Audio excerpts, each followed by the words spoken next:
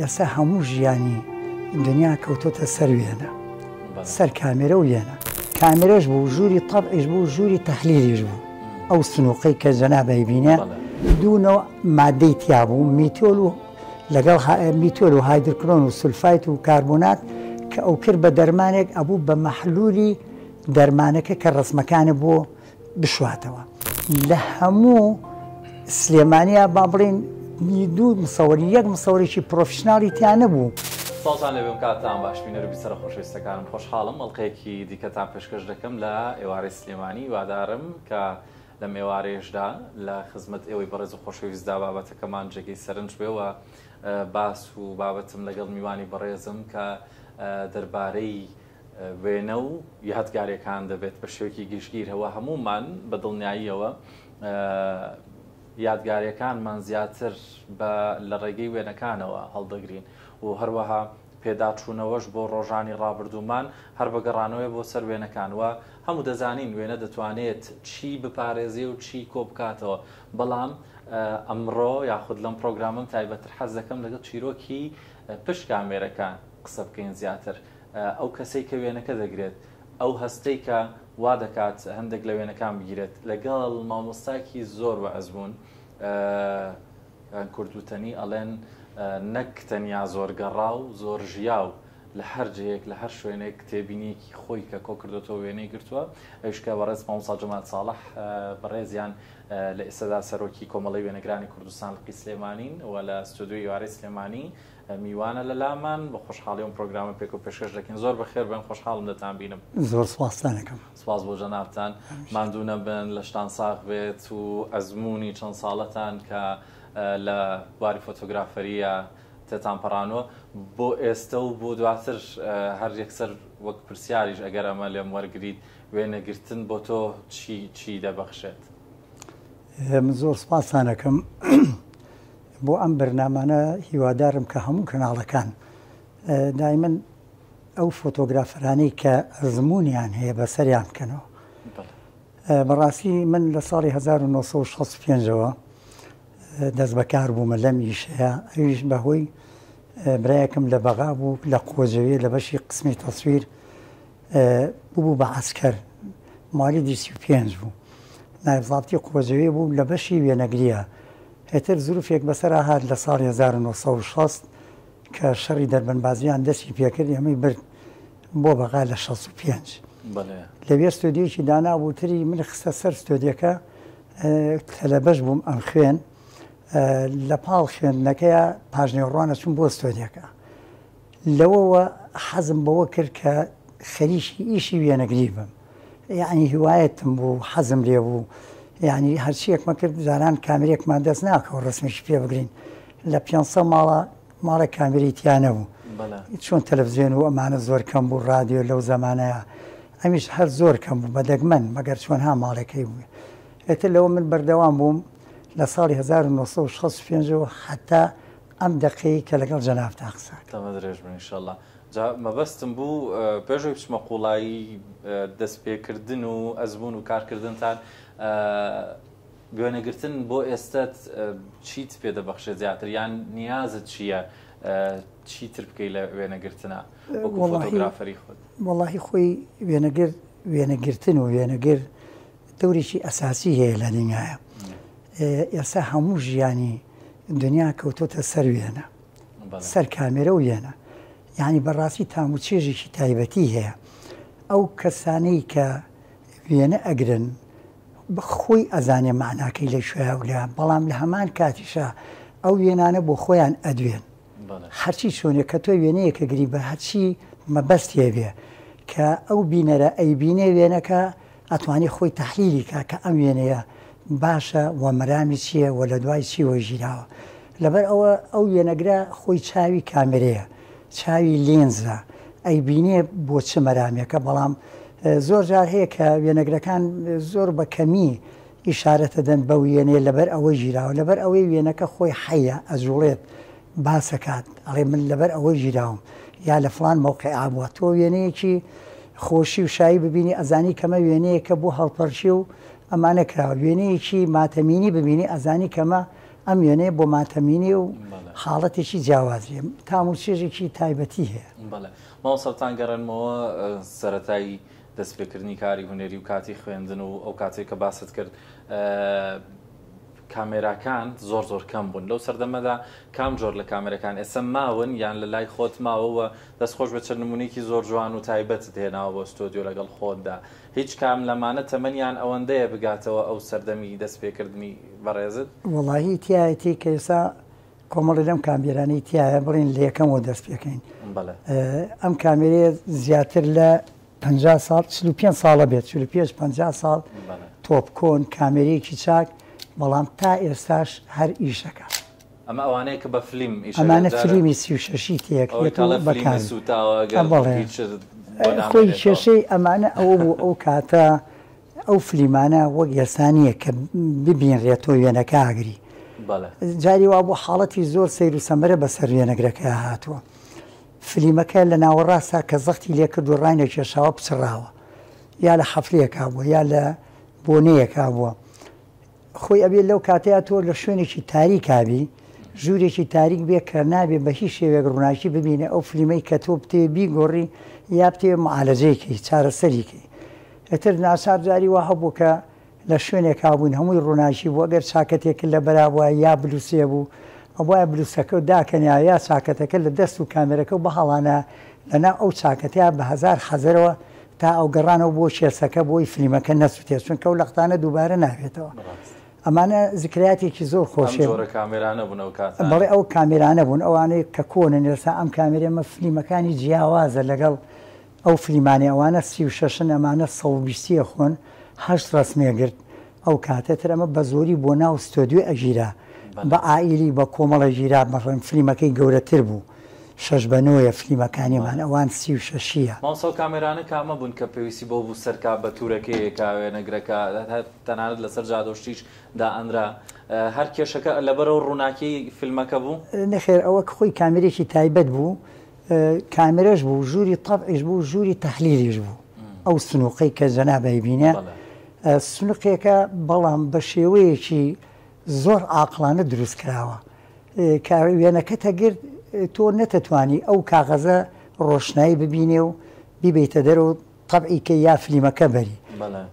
کامێرەیەک هەر بە هەمان ئەلم عەدەسانەی لەسەر بۆ لەسەر سنووقەکە ئەم عەدەسەیە سرعەت و فەتحەیەکی لەسەر بۆ یاخود جاری وا هەبوو سابیت دەکرد قەباغێک دەکرد بەسەریا و لاتە بەر ڕسمەکەتە کردەوە خستە و سەر قەباغەکە و کاغەزەکە سەرتە کرد خۆی جاری وا بوو سەر ناکرد بە تورەکەکە بەڵام لەسەر سنووقەکەەوە دوو فلتەری پێوە بوو سەوزێک و سوورێکی بەس بە زۆری سوورەکە سەیرەکرا لەبەر ئەوەی ئەو تشی سوورە تەسیری ناکرد لە کاغەزەکە بیسووتێنێت تەنها ڕەنگە لە دنیاە کە ئەو کاغەزان و بەس کاغەزەکان ئەبێ ڕەنگی سوور بەکاربێنی بۆ ئەوەی کاغەزەکە و نەسووتێ بەڵام بۆ فلیم شۆردنەوەکان ڕەنگی سەوزە بەکارهێنا بەڵام فلیم لە ناو سنووقەکان ئەو فلیمە ئەو سنووقە بۆکسی شەمسیانەیە کە هەتاویان پێوت فلیمی تیا ناشۆراوە تەنها ئەو ڕسمانی کە ئەژیرا و یەکسەر تەباتە کردیا بوو ئەو ناو سنووقە دوونەوە مادەی تیا بوو میتۆل و لەگەڵ میتۆل و هایدرکرۆن و سولفایت و کاربۆنات کە ئەو کرد بە دەرمانێک ئەبوو بە مەحلولی دەرمانەکە کە ڕسمەکانە بۆ بشواتەوە دەرمانی دووەم هایپۆ بوو کە پێڵێن ڤیکسەر ئەو هایپۆیە کە تۆ ئەمەلیاتەکە لە ناو سنووقەکەیە سیرتە کرد لەسەرەوە قەباغێکی پێوە بوو لاتە برد ڕۆشناییشی بە حکمیەوە ئەیە ناو سنووقەکە لەو کوونەوە سیرتە کرد کە ئاوە کاغەزەکە دەیا بەر سوورایەکە ئەزانی ئەو ڕسمە هاتووە یاننا لە دەرمانەکە کە بوزانیایە هاتووە ئەو خسە ناو هایپۆکەوە لەو هایپۆیەیە سابیتە بوو نا ئەسپتا وێنەکە ئەنجا دوایی دەرتە کرد و لە ئاوە ئەو شۆری و بە مەخەزە و بڕی و ئەدایە ئەو کەسەی کە پێویستی بەوێنەکە مامۆستا ئەو کاتانی کە بەڕێستان لە بەغداد لەگەڵ وەکو کاری پیشەی ئەتان کرد کێ هەبوون لەو کاتانە کە ئێوە بتوان زانیاری لێوەربگرن وەکو ئێستا خولی فێربوون هەبوو یان تەنیا بە ئەزبوونی ڕۆژانی خۆتان زانیارەکانتان کۆ کردەوە و چۆنا پەرەتان بە ئیشەکەتاندا وەڵای و پرسیارێکی زۆر جوانە بەڕاستی ئێمە چ کۆن و چ تازە بڵێن وەزارەتی ڕۆشنبیری هەبوو جاران پیان وەزارەتی ثەقافە و ئیعلام، ئێستا پێڵێن وەزارەتی ڕۆشنبیری و هونەری. لە ساڵی 1965ەوە حتا ئێستا یەک وەزارەتێکم نەبینیەوە بە ناوی فێربوونی خەڵک فێری ئەم پیشانەیکە بەداخەوە. بەداخەوە بۆ یعنی واجبی وەزارەتی ڕۆشنبیری بوو بە ئێستاشەوە کە بتوانن دەورە بکەنەوە لەبەر ئەوەی ئەو کاتە لە هەموو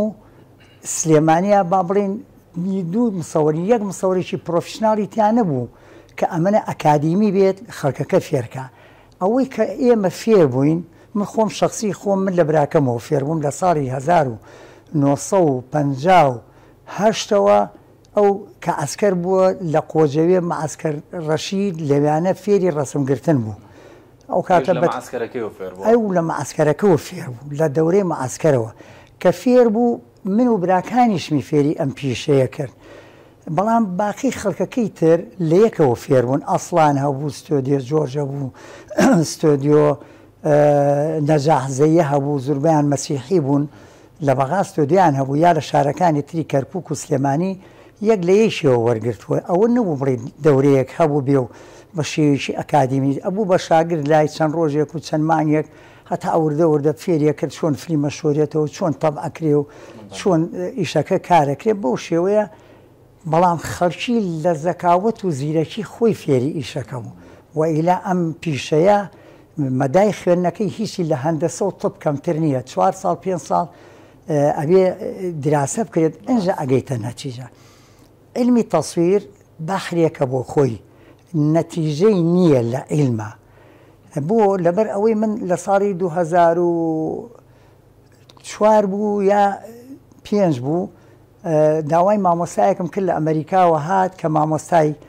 فۆتۆ بوو، یەکێک لە زانکۆکانی ئەمریکایە هات لێرە تقریبا ئێمە 20 وەرە خەشماننا ئەوە بەهیمەتی مەکتەبی ڕێکخراو و دیموکراتیەکان یارمەتیان نیاین کە ئەو بێت بۆ فێربوونی ئەو خەڵکە. دەورەیەکمان کردوە زیاتر لە 300 کەس بەشداری کرد. 300 کەس لە کامێرەمان و فۆتۆگرافەر بەشداری کرد. یعنی ئێمە سوودمان لەوە وەرگرت کە ماوەی هەفتەیەک مایەوە. بەڵام مامۆستامان تا ئێستا من لە زانکۆکانیشە مامۆستایەکی وامان نەبوو کە بەشی ئەم فۆتۆ و ڤیدۆیانە بڕێتەوە. قەنەعەتی بێ لەوەتەی کە حکوومەتی هەرێمی کوردستان دروست بوو لە سەرەتاوە، ئێمە ڕێکخراوێکمان دروست کرد بە ناوی یەکێتی وێنەگرانی کوردستانەوە بۆ سەرانسەری کوردستان. دوایی لەگەڵ کۆمەڵی وێنەگرانی کوردستانە بووین بە یەک، بووین بە بەرەیی. هەتا ئەم دەقەیەش ئێمە نیەتی جیابوونەوەمان لێ نەهێناوە، هەر بەردەوامین ئیشەکەین. بەڵام ئەگەر باقی جێهاتێکی تر خۆی حەسکات ئیش نەکەین بە یەکەوە ئەوە مەبەسێکی ترە نازانم. یعنی بەڕاستیەکەی ئێستا مامۆستایمە داوامان کرد لە حکوومەتی هەرێم لە وەزارەتی ڕۆشنبیری و لە پەرلەمانیش کە وێنەگرتن بڕاتە بواری خوێندنەوە، چۆن ڕسم و ریاضە و سینەما چۆتە خوێن بەس لەکەیە لە بیدایی سەرەتاییەوە بڕاتە خوێندنەوە، نەک تۆ کە 5 و 6 تەواوەکەی ئەنجا بچیتە مەعهەدێک یا زانکۆیەک بۆ بەشی بڕیتە مەعهەدی فنون جەمیلە لێوە فێربی بە شێوەیەکی کەس فێرە بیتەوە. کوا لە بیدایەوە تۆ فێری ئەم میهنەیە بیت. مامۆستا بوو ڕقسەکانش پێ بڕماتە بەڕێستان ئێوە بە ئەزمووی چەند ساڵە و گەڕانی زۆرتان لەم بوارەیە بڕوای ئێوە وایە لە قۆناغی لە بنەڕەتیەوە هەموو کەسێک پێویستی بەوەیە بەشێک وانەیەک لە وێنەگرتن بخوێنێ؟ وەڵاهی من زۆر سپاسی هەر کەسێک کە یەکێک فێری ئەم پیشەیە بکە من دەستێ گوشم و من سپاسێکم بە تەمەنی خۆشم با بڵێم دەستی کەم کەسم ماچ کردەوە، بەڵام دەستی ئەو کەسە ماچەکەم کە فێری ئەو پیشەیە کات، چونکە حەیات و ژیانی هەموو میلەتێک کەوتۆتە سەر وێنەی ئێستا هەتا ئێوارە هاوار کە بڕێ کورد زۆڵمی لێکراوە و ئیعدام کراون و من خۆم برایەکەم شەهیدە تا ئێستا هەر نازانم جەنازەکەشی لە شوێ، برازام خوشکەزام ئامۆزام کە ئیعدامن، بەڵام دڵمان خۆشە بۆ وێنانەی کە ماون. ئێستا من خۆم چەندین وێنەی ئەنفالم هەیە ڕاستە هەمووی وەک بەڵگە بەکاردێن یعنی کە ئێستا من خۆزگای ئێستا ئەو حاکمانی کە ئەچنە دەوڵەتەکانەوە بۆ قەزی کورد بەدەستێنانی مافی کورد بۆ جینۆسایدکردنیان ئەو یەنانیان ببردایە لەگەڵ خۆیانە کە ئەنفار کراون کە جینۆساید کراون کە نەماون ئەو دیانە ئاوای کەمە یەک مقابایەکە لە بەردەم ئەو وڵاتانەی هەڵڕشێنم لە ناو محکەمەی دەولیا بابێن ئەو یەنانە ببینن کە خۆیان حکمەدەن لەسەر قەزیەکە. ڕاستە مامۆستا جەمال لەمەوێ پرسیاری شتێکی بکەم هەتا ئێستش یەکێک لەو شتانی کە پێویستم بە وێنەگرتنەوە دەبینین لە پرۆسی هاوسەرگیریە یەکێک لە چۆن ئەڵەی بڕگە مهمەکانی پرۆسی هاوسەرگیری کە زۆر جار تەنانەت لە کچان و کوڕان ئەو قسە شەکرێڵێ هاوسەرگیری تەنیا ڕسمی بووک و زاوایەتیەکە نییە. ئەمەوێت پرسیارەکەی من بۆ جەنابتان ئەوەیە بە یادەوەری ئێوە لە کێوە ئەم شتە ئەم جۆرە وێنەگرتنە بووە عادەتێکی ئاوا کە هەموو کەس ئەوەی هاوسەرگیری بکە ئیلا ئەبێ لەو ڕۆژە وێنێکی تایبەت بگرێ و ئاوە بووە شتێکە خەڵک ئەچنە ستۆدیۆکانی تایبەت بە وێنەگرتن هەرچەندە ئێستەی تر خۆزانی جۆرەکانی زۆر زیاتر گۆڕاوە بەڵام ئەوەی ئێوە بیرتان بێ لە کێوە ئەم عادەتە ئاوا بە زۆری دروست بوو لە ناو خەڵکی وەڵا خۆش پرسیارە بەڕاستی زووش کە خەڵک زەواجێ کرد بۆی تەسکەرە شتەکەی بگۆڕێت بەڵێن کامێرێکە بۆ بەڵام کە چوونە بۆ ڕسمگرتن پێکەوە نا بە تەنیایی بۆی هەویەکانیان وەک مەعاملات بەڵام بە فرسەتیان زانیوە هەر بۆ جوانی ئەسا من بۆ نمونە لە مۆنتیقی ئەغزەلەت برایەک من نەفی بووم 5 ساڵ لە جنوب برایەکم هاو بۆلام براگەورەکەم کە ئێستا شەهید بووە فێری ئیشەکەم کرد لە ساڵی 74 فێری ئەو ئیشەم کرد یعنی لە نهایەتی 75 مانگلام بوو لە ستۆدیۆ ئیشێ کرد کە هاتەوە لە مۆنتیقی ئەغزەلەر ستۆدیۆیەکی دانا دەستی کردە وێنەگرتن بەو دێهاتانەیە کامێرەیەشی لەم کامێرانەی پێ بوو ڕسمێگرت بۆ ئیشی جنسی و تەسکەرە بوو ئەو کاتە کە من هاتمەوە جارجار بە سەردانێکی یەک ڕۆژی ئەویش حکومەت نەیەژمە بینەوە کوردستان ئەویش مەگەر بە چۆنها بەزی و بە مەرامی ئەوەی ئەسم لە بەغاشتە هێرم و بۆ ئیشەکانمان کە لەوێ ستۆدیۆم هەبوو هاتمەوە سێرمە کرد کە یەشێکاتوو بۆ مەسەلەی مەعاملات بیگرێ بۆ تەسکەرە و جنسیەکەی بە یەکەوە دانیشتون لەسەر کورسیەک و دەستیان ئاوە ناوەتە سەرڕانی یەکتری و سەری کامێرەکان ڕسمیشی بۆ چرکانون زۆر کەم بوو لەو بابەتانە لەبەر ئەوەی ئەو کاتە کامێرە و شتیواژ نەبوو خەڵک بیگرێ کولفەش گران بوو یا هەرزان بوو وەڵاهی خۆی بە پێی خۆی یعنی ئاعتیادی بوو سا یعنی بەڕاستی لە کوردستان هەموو شتێک بە مەعقولێت ڕۆیشتووە قەت باوەڕ ناکەم کەس تا ئێستا بێزار بوو بێت لەو سیارانەی کە لە وێنەگر و هەموو شتەکانی بازار و کاڵەکانیشە هەیە قەنەعەتی بێ من پێرێکە 4 ڕسمیان مناڵەکان لە ئەوروپا گرتووە 4 ڕسمی مەعاملات بە 20 ئێرۆ 4 ڕسمی مەعاملات ئێمە 4 ڕسمەگرین بە 2000 دینار جاری وایە پارەی پێنیار لێی وەرناگری جاری وایە 1500 پێ کێشە نیە ئێمە لە ناحیە سیارەکە بەس مهم ئەوەیە تۆ دڵی خەڵکەکە خۆشکەی بەڵام ئێستا قەنەعەتی بێ پێش ئەوەی مارەی برەجارێ هۆڵی ئەوەیەتی چۆن ڕسمێ ئابێ فۆتۆگرافەرەکە دەستنیشان کایەکێ بێکەی بەڵام ئێمەش قسوورمان نەکردو لەوەیە لەوەتێ من سەرۆکی کۆمەڵی وێنەگرانی کوردستانم لە ساڵی 2002ەوە مۆڵەتی یاساییمان وەرگرتووە لە وەزارەتی ناوخۆ دەورە لەسەر دەورە کردومانەتەوە کۆمەڵێ مامۆسای زۆر ئەکتیڤمان هەن یەکێک لەوانە مامۆستا فایق ساڵح کە یعنی ئابقەریە لە بواری ئیشەکەیە چەندین شەهادەی چاکی هەیە و معلوماتێکی چاک مطالعەی چاکی هەیە زانیاری چاک مامۆستا ئاواتمان هەیە کاک فایقمان هەیە مامۆستا هیوامان هەیە کە ئێستا لە ئاژانسی نێودەوڵەتی فەرەنسا ئیشەکە شادەی ماستەری هەیە دووسێ مامۆستای ترمان هەیە کە ئێستا لە نەمسان کاگیوا مەهدی ئەمانە دوای ئەوە کۆمەڵێک تر وێنەگرمان هەیە کە یعنی شایانی ئەوەیە کە ئێستا بێنەوە لێرە مەحازەرات و شتمان بۆڵێنەوە کە دێنەوە جارجار مامۆستا بابیانمان هەیە لە بەشی هونەری تەسویرایە کە ئێستا ماشەڵڵا شادەی دکتۆرای هەیە کۆمەڵێ مامۆسای چاکمان هەیە کەمانە بەیناوبین لە ساڵێکە ئەتوانین 1-2 دەورەی ئەکادیمی بکەینەوە دەورەکانمان یعنی ئەوە نیە بڵێن ئێمە فێری یەک شتیانەکەین و تەواو ئێمە وایان لێ ئەەکەین کە بکەونە سەرپی خۆیان پەشیان نەکەیە بۆی شتێک بەڵام لەگەڵ ئەوەشا ئەگەر ئێمە 15 ڕۆژ ئەم دەوراکەینەوە ئەوە کافی نییە بۆ ئەو تەواوێ بەڵام ئەبێت لەگەڵ دەورەکە خۆی محاولەکە لەو بەرنامانەی کە هەیە لە گوگڵ و ئەمانەیە بەردەوام بێ لە شتی تەتەورێ ئێمە تا سێری کامێرێکی سۆنی سریمارکەکەین فۆرمارکەکەین ئاڕەکەین تەمەشاکەین بەیانی کامێرێکی تر دەشوە تا سێری کامێریی فایڤدیەکەی تەمەشاکەی سکستی دەشوە نابێت تۆ ئەگەر فۆتۆگرافەر بیت هەر بەسەر کامێرەکەی خۆ تا چاو شۆڕکەی تۆ سێریکی ئەبێ سەیری دنیا کە یەکسەر ئەمەە بە سەریعی شتەکانێتە پێشەوە ناکرێت تۆ دوا بکەیت لەبەر ئەوە ئێمە تا ئێستا 50 دەورەمان کردوێتەوە زیاتر لە 1200 کەسمان پێگەیانەوە قەناعەتی بێ ئەو دەورانەی کێمەیکەنەوە دکتۆری تایە دکتۆری دڵی تایە دکتۆری دانی تایە دکتۆری دانەکان کەیان ئیسفادە لەو دەوراناکەن کە چۆن بە کامێرە بۆ مشکیلەی دانەکان ئێستا فریدیە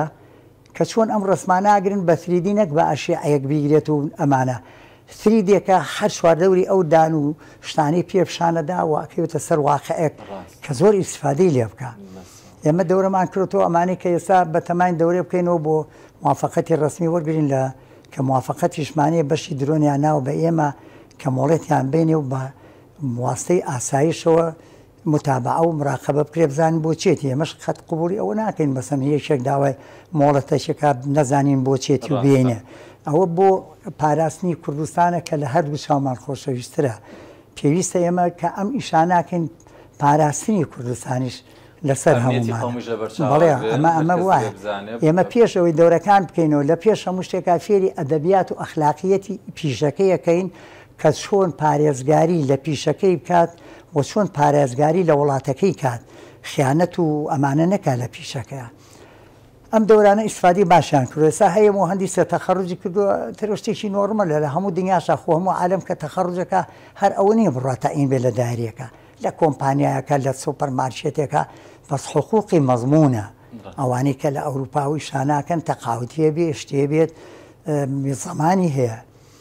کە ئیشەکات یعنی ئێستا مهندسمانەیە خۆی و خێزانەکەی مهندسە هەر لە پشت ئێوەیە لە پشت ئەم کەناڵەوەیە مۆڵەتیان وەرگرتو ستودیان داناوە ستودیکی خنجیلانەی جوان کە ئیش لەسەر مناڵی وردەکەن کە لە دایکە بێ و کە کۆرپا بێ و لە زستان و هاوێنە جیان بۆ تاهیل کردوون معیشەتیان لەسەر ئەوەیە دکتۆرە ئێستا دکتۆری دانا لە خەستخانەیەکی لەم کوردستانەیە خۆبەخشیژی شەکە بەڵام دوایە چی شەکەی خۆیەکات ئەچێتە دوبەی ئەچێتە ئێرە ڕیکلامەکە بۆ کۆمپانیاکان ئەماناکە یعنی قەیچێکە خۆتۆ کە شادەی دکتۆراتێ یا مهندست نییە مەرجنیە تۆ تەنها بۆ پیشە بەس تۆ حەزت لە پیشەکەیە لە واسی ئەمە خزمەتیشی زۆر جوانکە بە کارەکان ڕاستە دەستەکانتان خۆش بێ ئێوە هەر بمێنن ماندوو نەبن بەداخەوە کاتی پرۆگرامەکە زۆر کەمە بۆ ئەم جۆرە بابەتانە و بۆ ئەزمموی کەسایەتێکی بەڕێزی وەکو ئێوە دەمێت لە کۆتایی ئەگەر بە کورتیش بێ پرسیاری ئەوە لێ بکەم ئەوەندەی من دەزانم ئێوە گەڕاون وڵاتانی تریش گەڕاون لەگەڵ کوردستاندا لە گەڕان و بینینتان لە چاوی کامێراکەتانەوە بەو چەند ساڵی کە کارتان کردەوە و وێنەتان گرتو چیتان کۆ کردەوە گەیشتن بەچی و کوردستان لە چ لایەکە و جیهان وڵاتەکانی دیکە لە چ لایەک بۆ ئێوە جیابەوە وەڵی خۆشە بە وەک حەقێک وەک ڕایەکی گشتی نەکەر من هەموو یەنەگرەکان وابزانام ئەو قەناعەتیانەیە قەناعەتی بێ ئێستا ئێمە جانیبی سیاسی ئەوانە خێنە ئەملاوە ئێمە باسی بەشی هوەرێکەیەکی هوەری و جوانێکی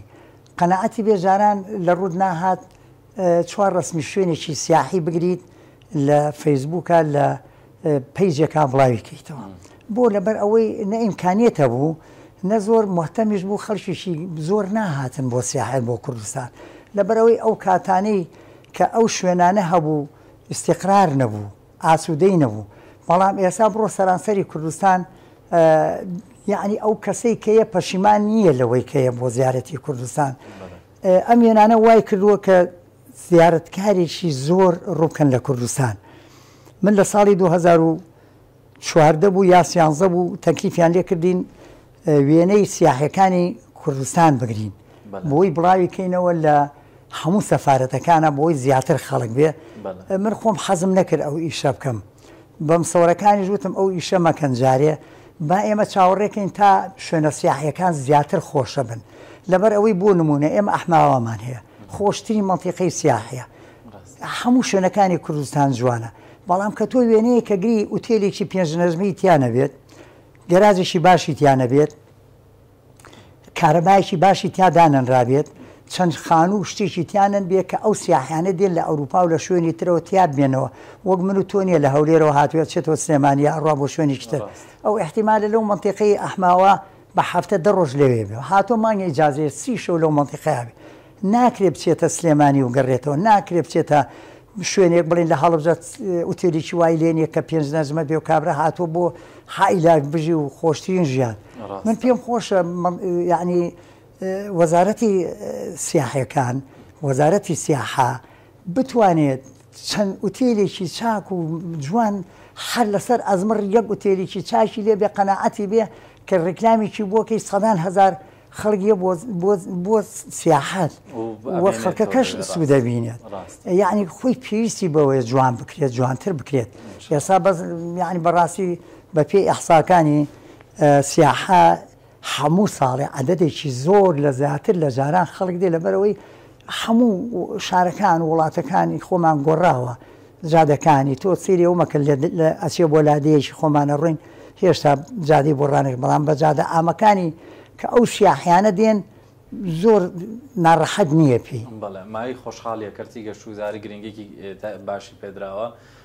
دەستی ئێوەش خۆش بێ من خۆشحاڵ بووم لەم پرۆگرامە لەگەڵ بەڕێستان دانیشتم و لە کۆتایی ئەگەشتێک ما بێ مەبەستان بێ باسیکەن من کات دەدەمە جەنابتان